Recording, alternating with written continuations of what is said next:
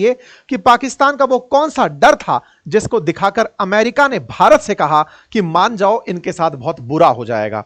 ये बात जब इनके यहां पर, जैसे कल हम लोगों के यहां पर भारत में प्रेस कॉन्फ्रेंस बुलाई गई थी तीनों सेनाओं के डीजीएमओ की तरफ से, पाकिस्तान हर चीज की नकल करता है, उसी अंदाज में इन्होंने भी अपने डीजीएमओ की बैठक बुलाई, उसी तरह से तीनों को साथ बिठाया, तीनों सेना के अधिकारियों को, और प्रेस कॉन्फ्रेंस के अंदर इनके द्वारा जवाब दिलवाए गए। यानी कि शुरुआत से लेकर अब तक ये सब कुछ वही कॉमन प्रैक्टिस करते आ रहे हैं, जो हम करते हैं ये वही सब दोहराते हैं। ऐसे में पाकिस्तान ने अपनी तरफ से जो प्रेस कॉन्फ्रेंस की उसमें कुछ पत्रकारों ने उनसे सवाल पूछा कि क्या आपने अमेरिका को न्यूक्लियर थ्रेट दिया था क्या आपने परमाणु बम का धमकी दी थी क्या, कि अगर भारत नहीं मानेगा तो हम परमाणु बम चला देंगे, कुछ ऐसा हुआ था क्या कोई ऐसी बात थी जो जर्नल यहां पर आसिम मुनीर ने अमेरिका को कह दी थी, जिसके चलते अमेरिका ने तत्काल प्रभाव से इन पर प्रेशर बना दिया?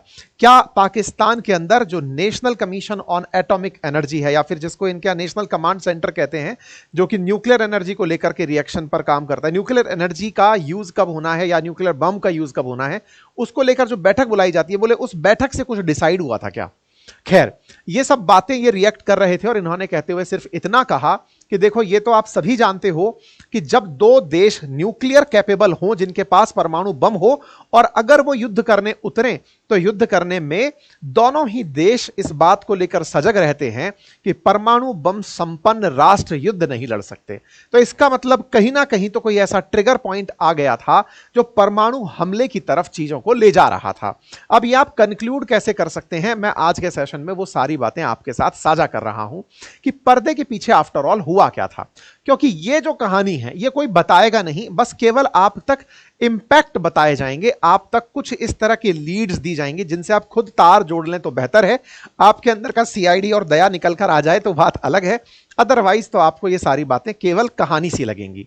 सबसे पहले एक न्यूज पर नजर डालते हैं। आज से 2 दिन पहले की यह खबर है, आज हम 12 तारीख को सेशन कर रहे हैं, 10 तारीख की खबर है, और वो खबर क्या है कि पाकिस्तान के अंदर एक अर्थक्वेक आया था और उस अर्थक्वेक की जो मैग्नीट्यूड थी वो 5.7 थी। आज आप सोमवार में हैं, ये शनिवार के दिन सुबह सुबह इनके यहां पर एक अर्थक्वेक आया था। मैं आपको जानकारी के लिए बता दूं कि पाकिस्तान में अर्थक्वेक किसी एक पर्टिकुलर क्षेत्र में आया था। नंबर दूसरी जानकारी मैं आपको यह दे दूं कि अर्थक्वेक जब आता है तो उसके कई कारण जिम्मेदार होते हैं। ये जिस क्षेत्र में अर्थक्वेक आया था वहां पर न्यूक्लियर बेस होना पाया गया था, वहां पर न्यूक्लियर एक्टिविटी होना पाया गया था। बाय द वे मैं आपको बता दूं कि जब भूकंप के कारण खोजे जाते हैं तो जहां चट्टानों का टकराना यानी प्लेट्स का टकराना सिस्मोलॉजी के अंदर माना जाता है कि हां भाई प्लेट्स जब आपस में टकराती हैं, टेक्टोनिक एक्टिविटी होती है तो भी भूकंप आते हैं, चाहे प्लेट दूर होती हैं तो भूकंप आते हैं। लेकिन अगर न्यूक्लियर बम धमाका होता है तो भी रिएक्टर स्केल पर भूकंप ऑब्जर्व किया जाता है। अब आपके दिमाग में प्रश्न बनने लगेंगे, ये तो एकदम फर्जी बात है सर, न्यूक्लियर बम धमाका हुआ होता तो उसकी रेडिएशंस, लोगों के मरने की बातें ये सब निकल कर आती। तो मैं आपको यहां पर तार्किक रूप से यह जानकारी दे दूं कि हमने पोखरण में भी जब परमाणु बम चलाकर देखा था, हताहत कोई नहीं हुआ था, कोई भी व्यक्ति किसी रेडिएशन का शिकार नहीं हुआ था, लेकिन हां अर्थक्वेक नोटिस किया गया था। अर्थात न्यूक्लियर का जो मतलब परमाणु बम जो है वो धरती के काफी गहराई में चला था तो रेडिएशंस बाहर तक नहीं आए थे, जर्क महसूस हुआ था। इसलिए जरूरी नहीं है कि न्यूक्लियर बम जब प्रैक्टिस में फटे तो इनका इतना नुकसान हो। चलिए दूसरी तरफ हम आगे बढ़ते हैं। तो ये एक न्यूक्लियर की तरफ ध्यान गया लोगों का, किसी ने माना नहीं, सबने कहा कि रिएक्टर स्केल पर 2 भूकंप आए हैं, आ गए होंगे, भूकंप तो आते जाते रहते हैं। लेकिन इसी बीच में सोशल मीडिया पर एक तस्वीर वायरल, वीडियो वायरल होने लगता है जिसमें एक पहाड़ की बेस में बहुत तेज सा मतलब फटता हुआ सा कुछ दिखाई देता है। मैं आपको इसको चला के दिखाऊं तो ये इस तरह का एक नजारा सा दिखाई देता है। लोग इसको रिलेट करने लगते हैं, हो सकता है भारत पाकिस्तान के बीच चल रहा था तो कुछ हुआ होगा, कुछ मिसाइल विसाइल चल गई होंगी पहाड़ों के बीच में। धीरे धीरे तार कैसे जुड़ते गए आप उनको जोड़ते जाइएगा। तीसरी एक्टिविटी होती है एक जबरदस्त, और वो एक्टिविटी क्या होती है, जिस समय पर पूरी तरह एयरफील्ड बैन है, हवाई जहाज चलने का रास्ता बंद है, उसी समय पर इजिप्ट से होकर के एक जहाज चलता है पाकिस्तान के लिए और इजिप्ट से होकर यह जहाज रावलपिंडी के नजदीक पहुंचता हुआ दिखाई देता है फ्लाइट रडार के अंदर। अब ये रावलपिंडी को समझिए आप, रावलपिंडी के पास ही पाकिस्तान में नूर खान एयरबेस है। नूर खान खास बहुत है, खास क्यों है वो भी जान लीजिए। असल में नूर खान के पास ही पाकिस्तान में दो प्रकार के सेंटर हैं। एक इनका एयरफोर्स के लिए जो कमांड सेंटर है, जहां से हवाई जहाजों को चलने के लिए और ड्रोन्स को उड़ाने के जो आदेश दिए जाते हैं वो नूर खान से ही दिए जाते हैं, नंबर एक। और नंबर दूसरा, परमाणु हमला अगर करना हो तो उसका जो कमांड सेंटर है कि यहां से बम दबाएंगे तो पूरे देश से बम चलेंगे, वो सेंटर भी इसी नूर खान के पास बताया जाता है। ठीक है साहब, यहां पर रावलपिंडी के नजदीक जो ये जगह है, इधर की तरफ एक इजिप्ट से आता हुआ जहाज दिखाई देता है। लोग फिर से दिमाग लगाते हैं कि इजिप्ट से जहाज आ रहा है, आ रहा होगा। अब तार जोड़ते जाइएगा, सब चीजों को आप रिलेट करते चले जाएंगे। फिर ब्रह्मोस अचानक सुर्खियों में आती है, और सुर्खियां क्या बनती हैं? 11 तारीख के दिन सुर्खियां बनती हैं कि कैसे ब्रह्मोस मिसाइल ने पाकिस्तान को सीज फायर के लिए मजबूर कर दिया। अब ये तार समझ नहीं आ रहे, भूकंप की बात आ रही है, इजिप्ट से कोई विमान चल रहा है उसकी बात आ रही है, फिर एक तस्वीर दिखाई देती है पहाड़ों में फटती हुई, फिर ब्रह्मोस मिसाइल की खबर बन जाती है कि इसने सीज फायर करवा दिया। यह चीज रुकती, हम लोग शायद इस बात को केवल कहते कि कयास लगाए जा रहे हैं, कुछ नहीं है। लेकिन अमेरिकी मीडिया और वर्ल्ड मीडिया, जिसमें बीबीसी और न्यूयॉर्क टाइम्स जैसी समाचार पत्र न्यूज क्या लिखते हैं कि पहले तो ये लोग मना कर रहे थे, लेकिन ट्रंप ने जब इनको इंटरवीन किया, क्योंकि न्यूक्लियर हमले का डर बढ़ने लगा था। खबर देखिए, India and Pakistan, how back channel and US mediator pulled rivals back, how nuclear fear pulled reluctant Trump into India पाक क्लैश। जहां ट्रंप पहले भारत पाकिस्तान के बीच में किसी तरह पड़ने को तैयार नहीं थे, अचानक वो तैयार क्यों हुए? ये खबर जब बनने लगती है तो लोग तार जोड़ने निकलते हैं कि अचानक ऐसा 10 तारीख की शाम तक पहुंचते पहुंचते क्या हुआ कि ट्रंप निकल कर आते हैं, कहते हैं कि दोनों देशों को रोकना पड़ेगा, दोनों को अब यहीं रुक जाना चाहिए। और मैं आपको वो बताऊंगा जिसको आप बस रीड करिएगा तो आप चीजों को समझने लगेंगे। आप यहां पर सारी की सारी थ्योरीज पर चर्चा कर रहे हैं, इन थ्योरीज पर कोई भी आकर बयान नहीं देगा, ना पाकिस्तान देगा ना भारत देगा, क्योंकि दोनों ही अपने आप को इससे दूर रखेंगे। बस आप तार जोड़ते जाइए, कन्विंसिंग लगे तो मान लीजिएगा। युद्ध के काल में, संघर्ष के काल में कॉन्स्पिरेसी थ्योरी भी बहुत सारी चलेंगी। आप इस थ्योरी से कितना अलाइन होते हैं यह आपके ऊपर है। मैं इस समय चल रही इस थ्योरी को आपसे साझा कर रहा हूं। आइए देखते हैं। यह 10 मई का आपके सामने मैग्नीट्यूड स्केल पर आया हुआ, यह आपको दिखाई दे रहा है, भूकंप आया हुआ दिखाई दे रहा है। 10 तारीख के दिन का आपको यहां पर एक भूकंप का सेंटर बनता हुआ पाकिस्तान में दिखाई दे रहा है। हम इस बात से ज्यादा प्रभावित नहीं थे, लेकिन जिस तरह से हमारे कल डीजी अमोज ने बैठक ली और उन्होंने यह बताया कि हमने पाकिस्तान के कैसे एयरफोर्स स्टेशंस को तबाह किया, उसमें उन्होंने सारे के सारे एयरफोर्स बेसेस बताए कि कहां कहां पर हमने हमले किए। दुनिया का ध्यान तो यह था कि कितने सारों पर हमले किए, लेकिन जो डिफेंस विश्लेषक हैं उनके दिमाग इस जगह पर टिके हुए थे, और वो जगह थी नूर खान। साथियों, नूर खान रावलपिंडी के नजदीक वो जगह है जो सबसे ज्यादा सेंसिटिव जगह मानी जाती है। भारत के बिल्कुल नजदीक, बॉर्डर के बिल्कुल नजदीक, पाकिस्तान में रावलपिंडी से लगभग 10 किलोमीटर की दूर चकलाला के पास यह जगह है, जहां पर न्यूक्लियर बेस के साथ साथ इन लोगों ने air force station, air force command station और न्यूक्लियर बम को चलाने की फैसिलिटी रखी हुई है। इस नूर खान पर भारत का हमला हुआ, यह भारत ने भी स्वीकार किया। हमने इस पर सेशन किया 10 तारीख के दिन ही कि भारत ने उड़ाए पाकिस्तानी एयरबेस। और इन एयरबेस में जब मैं आपको जानकारी दे रहा था, तब मैंने आपको यह जानकारी देते हुए बताया था कि किस प्रकार से रफीकी, मुरादी, इन सभी जगह पर भारत ने अपनी तरफ से हमले किए। अंकित इंस्पायर इंडिया पर मैंने यह सेशन किया था और मैंने आपको यह चकलाला और नूर खान, ये दोनों बातें आपके साथ साझा की थी।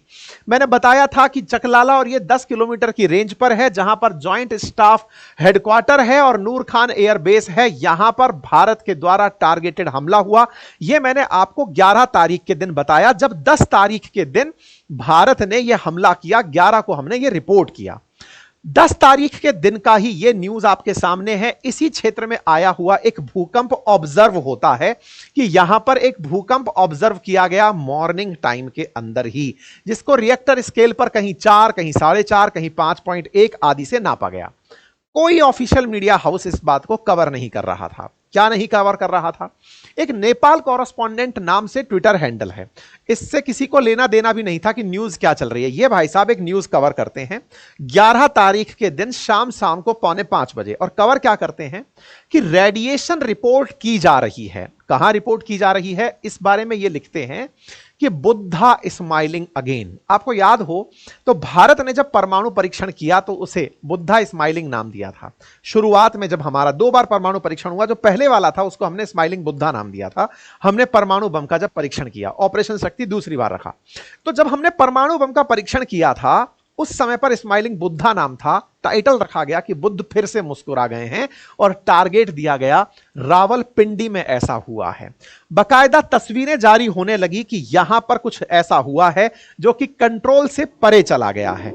फिर धीरे धीरे सोशल मीडिया पर यह न्यूज चलने लगती है, और चलती हुई न्यूज क्या होती है कि किरना हिल्स हैं जहां पर पाकिस्तानियों ने पहाड़ियों के नीचे अपने न्यूक्लियर फैसिलिटी और कमांड सेंटर को बनाया हुआ है नियर मुसफ एयरबेस सरगोधा। वहां पर बहुत सारी मिसाइल्स ने जाकर हमला किया है। तस्वीरें बाहर आने लगी।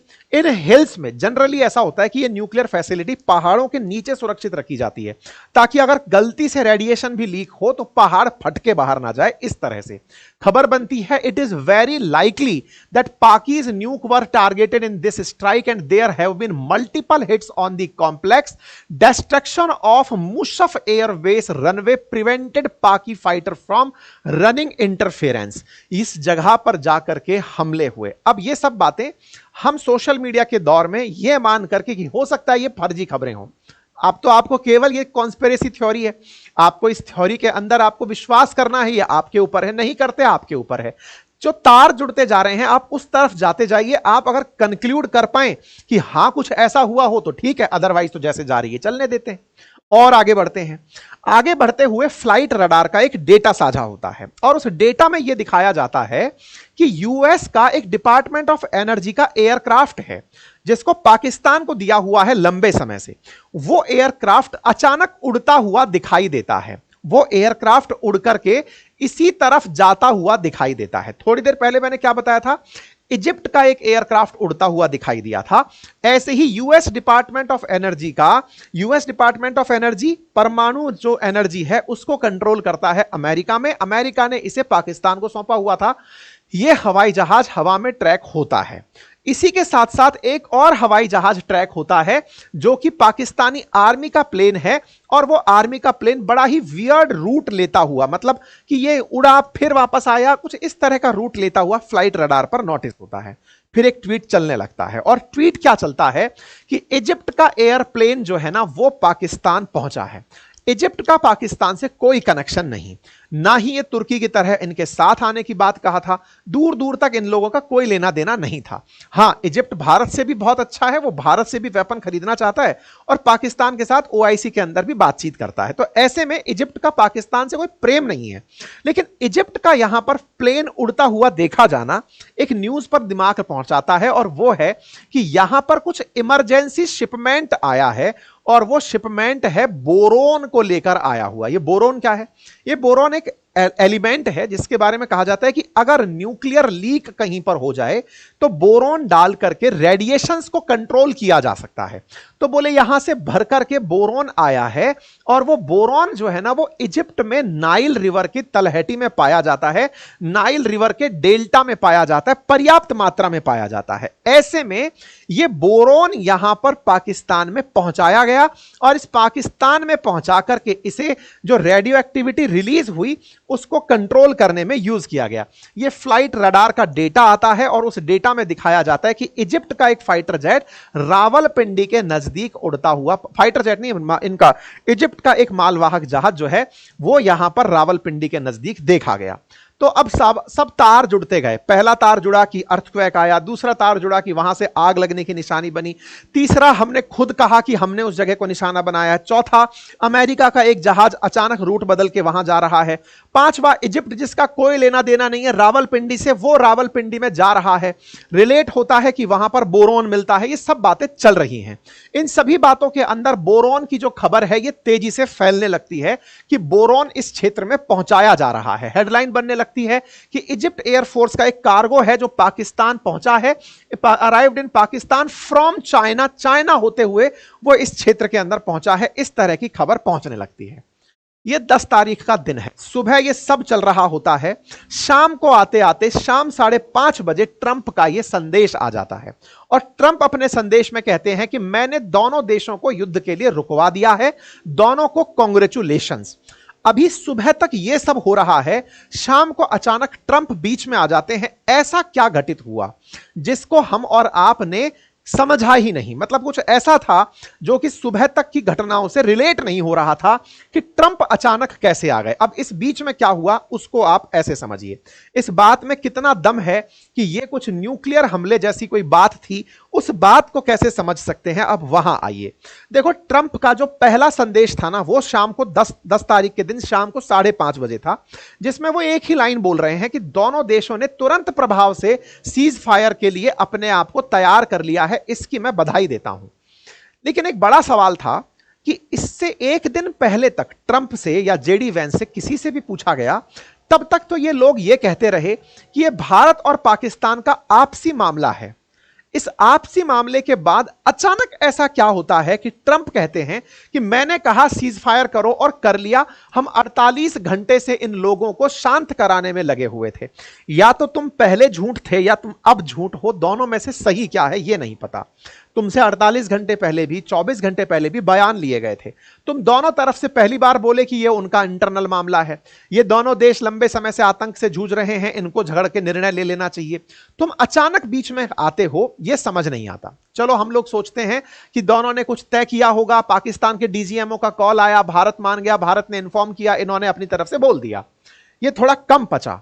अगले दिन इनका एक ट्वीट और आता है। अब आप उस ट्वीट को पढ़िएगा तो आपको अब यह बात गहराई से समझ में आएगी कि इस बात में क्या सच्चाई थी। एक बार के लिए जरा इस मैसेज को पढ़िए।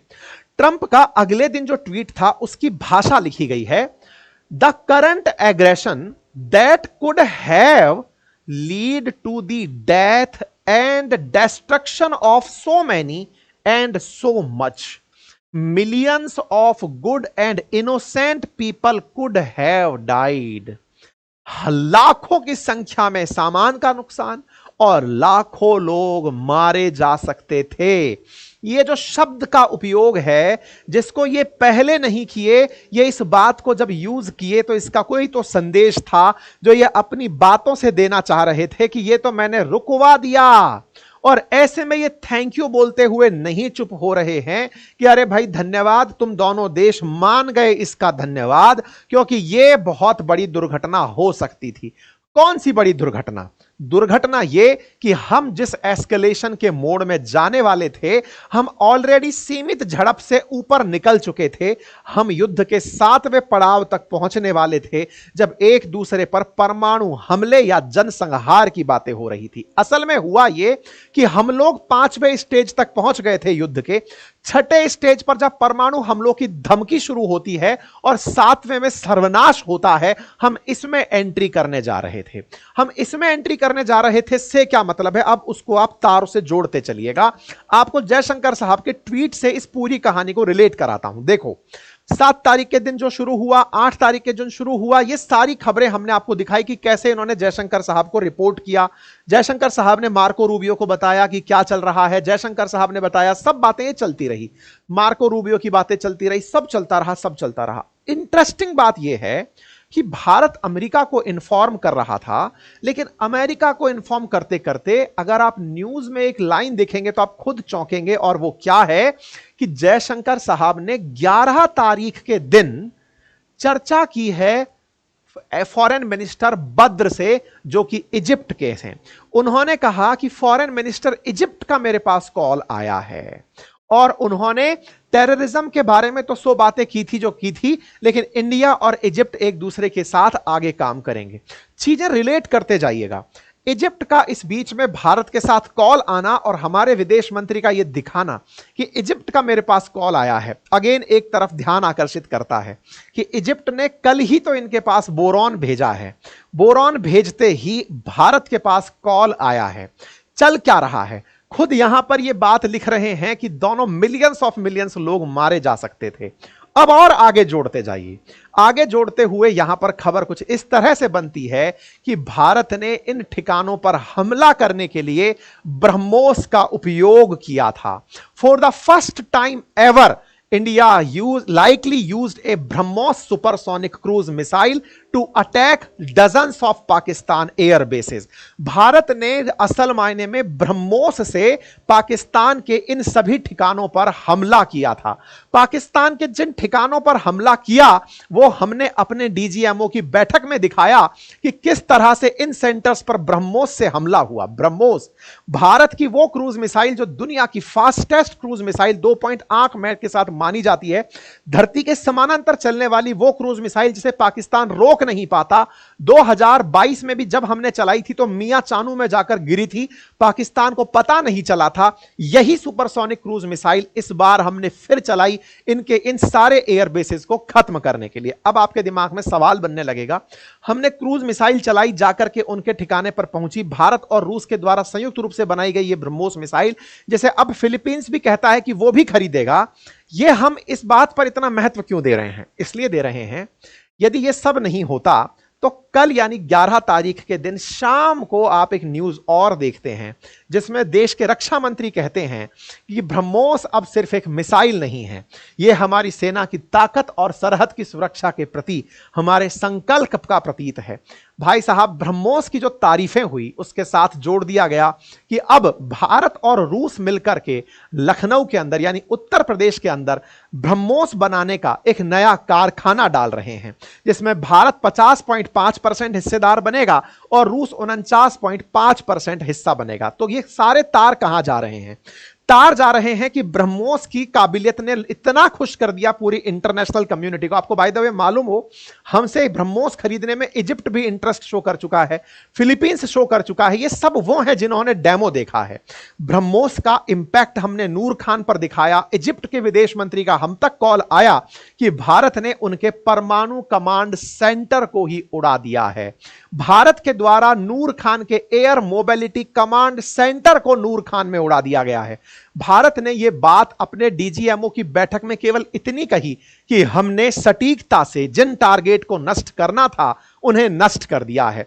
यहां पर ध्यान देने वाली बात यह है कि भारत ने परमाणु कमांड सेंटर जो नूर खान बेस पर था उसे जब टारगेट किया, नूर खान एयरबेस पर परमाणु कमांड सेंटर को जब टारगेट किया, यह वो सेंटर था अगर यह उड़ जाता तो इनके परमाणु बम किसी काम के नहीं बचते। ऐसे ही नूर खान में जो इनके एयर मोबिलिटी कमांड सेंटर था जिसे टारगेट किया, उसके टारगेट के बाद पाकिस्तान को यह लगने लगा कि ये अगर हमारे इन सेंटर को ही उड़ा दिए तो फिर हमारे हाथ में कुछ नहीं बचेगा। इसी बीच में आसिम मुनीर की बात होती है मार्को रूबियो से। यहां पर पाकिस्तानियों को फ्रस्ट्रेशन चढ़ने लगता है कि इन्होंने हमारे उन सेंटर्स पर हमला कर दिया है कि अब हम गीदड़ भभकी भी नहीं दे पाएंगे कि हम इस सेंटर पर हमला कर सकते हैं। खेला जो रचा गया वो कुछ इस तरीके से था। जयशंकर साहब के पास मार्को रूबियो का कॉल आता है। भारत अपनी तरफ से स्टैंड देता है कि देखो, हमने अपनी तरफ से कह दिया है कि हम पर आतंकी हमला एक्ट ऑफ वॉर माना जाएगा, लेकिन इसी बीच में आसिम मुनीर कॉल करते हैं मार्को रूबियो को। न्यूज आती है कि आसिम मुनीर कहते हैं कि अब हमारे पास कोई ऑप्शन नहीं बचा है, हम भारत पर परमाणु हमला करना चाहते हैं। न्यूज बनती है, CNN न्यूज 18 इसको इस तरह से लिखता है कि Pakistan nuclear brinkmanship during its recent military stand of with India. इन्होंने यह कहा कि अब हमारे पास प्रेस ऑफ न्यूक्लियर बटन, कोई और ऑप्शन नहीं बचा है। हम अपनी तरफ से अमेरिका को ब्लैकमेल किए, हमने उन्हें ब्लैकमेल किया कि हमारे पास कोई ऑप्शन नहीं बचा है परमाणु बम चलाने के सिवा। यह बात जब पाकिस्तान की तरफ से प्रेस कॉन्फ्रेंस बुलाई गई, तब भी पूछा गया there is no space for war within two nuclear state, it is recipe of mutual disaster, we assessed our downside and acted accordingly, और साथ ही साथ we threatened America to stop the war and we would press the button. यहां पर यह line Pakistani military official journalist ने जब पूछी कि सर क्या हमने अमेरिका को धमकाया, तो इन्होंने कहा हमारे पास कोई विकल्प ही नहीं बचा था। जब दो परमाणु शक्ति संपन्न राष्ट्र आपस में झगड़ रहे हो तो देखिए युद्ध के अंदर क्या कुछ हो सकता है हम कह नहीं सकते। पाकिस्तान की तरफ से डीजीएमओ की यह वाली बात जर्नलिस्ट को कही गई। इनडायरेक्टली कहें तो उन्होंने ये तो मुंह पे बिल्कुल नहीं कहा कि हमने ये कहा कि हम धमकी दे रहे हैं, लेकिन हां इन लोगों की बात हुई, ये तो सबने कहा। ऐसे में अमेरिका के साथ आसिम मुनीर की बातचीत, जिसमें आसिम मुनीर ने बैठाकर यह कहा कि मेरे पास अब कोई ऑप्शन नहीं बचा है न्यूक्लियर बम चलाने के अलावा, तो उसका परिणाम आप लोगों के सामने है। न्यूक्लियर बम तक जब कहानी पहुंची, शाम को दोनों देशों के बीच में बात होती है। डीजीएमओ को कहा जाता है कि भारत से वो बात करे। पाकिस्तान के DGMO director general of military operation का 3:35 पर भारत में फोन आता है। हॉटलाइन स्थापित की जाती है बातचीत करने के लिए अमेरिका के कहने पर, और कहा जाता है कि उन्हें कहिए कि वो रुकें और इस वॉर को रोकें। भारत की तरफ आए इस संदेश की पालना में भारत ने वॉर को तत्काल प्रभाव से रोका, और रोकते ही ट्रंप ने इसका अनाउंसमेंट कर दिया। लेकिन जब यह सीज फायर सेम डे नहीं रुका तो ट्रंप को लगा कि मुझे अब बताना पड़ेगा कि कितना बड़ा टेंशन हो गया था। और ट्रंप इतना बड़ बोला है कि आप यकीन मानिए कि आने वाले 10 दिन के अंदर और महीने भर के अंदर यह इस पूरी घटना को बोल ही देगा। मीडिया में आ जाएगी, यह जानकारी आ जाएगी कि पाकिस्तान ने न्यूक्लियर हमले की धमकी दी थी और भारत ने इनका कमांड सेंटर उड़ा दिया था। इंतजार करिए, महीने भर अधिकतम ये खुद ही बोल देगा, इसके पछते तो है नहीं, ये बोल देगा। आज की स्थिति क्या है? आज भी भारत में सुबह ही, क्योंकि आज 12 बजे तक ही हमारे बीच सीज फायर की बात हुई थी। ऐसे में भारत के प्रधानमंत्री ने तीनों सेना के अध्यक्षों, एनएसए, रक्षा मंत्री, विदेश मंत्री, सबको बुलाकर एक हाई लेवल मीटिंग बुलाई है। इस मीटिंग के अंदर जो भी होगा, थोड़ी ही देर में प्रेस कॉन्फ्रेंस होने जा रही है, उसके अंदर सूचित हो जाएगा। जैसा भी होगा शाम को अंकित इंस्पायर इंडिया पर आपके लिए सेशन लाया जाएगा। अगेन, ये जो जानकारी मैंने आपको पूरी तरह दी साथियों, इस पूरी जानकारी से मैं केवल एक लाइन आपको निकालकर कहूंगा, ये केवल कयास थे जो मैंने आपके सामने जोड़कर बताए, कोई ऑफिशियल सूचना इसकी नहीं है। जो जानकारी मैंने आपको बताई वो सारे सोशल मीडिया के तारों से, ट्वीट्स को समझने के प्रयासों से, घटनाओं को जोड़ने से, कनेक्टिंग द डॉट से मैं आपके सामने एक थ्योरी पेश किया हूं। यह थ्योरी समेत तमाम प्रकार की थ्योरी हैं जो इस घटना में सीज फायर के लिए जिम्मेदार होती हैं। आप अगर और ऐसी ही थ्योरीज के बारे में चर्चा करना चाहते हैं तो हम आपके सामने लाते रहेंगे। जो इस समय सबसे ज्यादा सर्कुलेटेड थ्योरी है वो मैं आपके सामने लेकर आया। बाकी आने वाले समय में जो भी घटनाएं होती हैं, प्रेस ब्रीफिंग होने जा रही है, शाम तक उसकी जो भी नतीजे होंगे अंकित इंस्पायर इंडिया पर हम लेकर आएंगे। चैनल पर नए हैं तो सब्सक्राइब कर लीजिए, अपना प्यार यूं ही बनाए रखें, साथियों से ज्यादा इस सेशन को साझा करें। और हां, यदि आप मेरे साथ जुड़कर पढ़ना चाहते हैं तो हमारे एप्लीकेशन अपनी पाठशाला पर आपके लिए रिकॉर्डेड कोर्स उपलब्ध हैं, लाइव कोर्सेज उपलब्ध हैं मेरे द्वारा पढ़ाए हुए, उन्हें जाकर आप ज्वाइन कर सकते हैं। मेरे हैंड रिटन नोट्स उपलब्ध हैं, उन्हें आप घर बैठे मंगा सकते हैं। थैंक यू सो मच, अपना ख्याल रखें।